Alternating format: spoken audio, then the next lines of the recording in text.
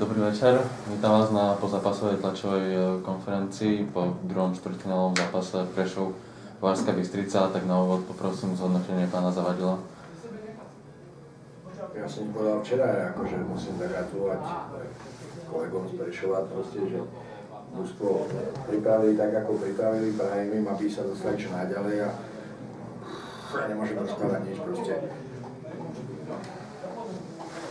Nemali sme na nich ani fyzicky, ani technicky, ani hokejovo, ani nejako.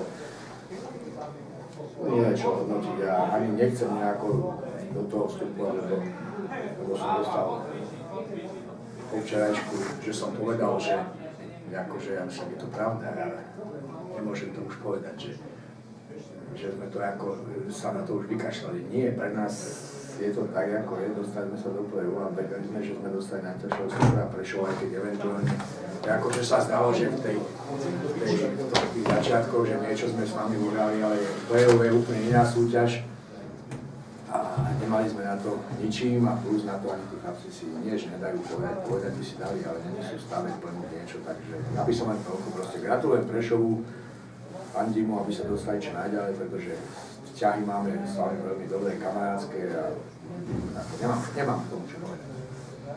Pán Kšeman. Ja sa teším hlavne z toho, že konečne nám vyšla prvá tretina. Jak herne, tak hlavne výsledkovo, lebo sme sa trápili v posledných zápasoch a tej prvej tretiny nám nešli. V druhej tretine, aj keď bol stav 1-1, ja si myslím, že tam sa malo rozhodnúť o stretnutí, lebo tam sme mali skústu šanci. Boli tam presilové hry, čiže čisté šance sme nevyužili a ten stav 3-1 po druhej tretine bol, môžem povedať, ťažký, lebo tam keby Povazka dala druhý gól, tak ten zápas mohol nabrať iný smer, ale tretia tretina rozhodla všetko, u nás sme dali 3 góly, myslím, že sme hrali pekný hokej, hlavne pre ľudí, dali sme góly v závere, čiže víťazstvo teší. Ten cieľ, čo sme mali, že vyhrávať na stretnutia 2-0 sa podarilo, čiže sme spokojní. Mám na vás otázku, pán Kšeman. Presun Baláža zo 4. formácie do 1. Dobrý ťah? Nám sa dávajú do poriadku už hráči, ktorí trénujú a ktorí naskočia do stretnutí, čiže Jan Trubovský, tak Klíma. Už si myslím, že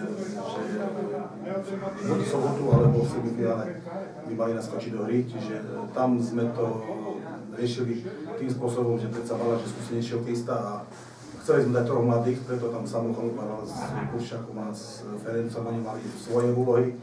Oni mali zrážať, oni mali robiť vietor v útočnom pásme, čo splnili a sme spokojní, takže máme konečne na výber hráčov, že môžeme tými peťkami točiť, čo je samozrejme pozitívne a pred ďalšími stretnutiami, ja som povedal, že by sme našli tú najsprávnejšiu dostavu na ďalšie stretnutie.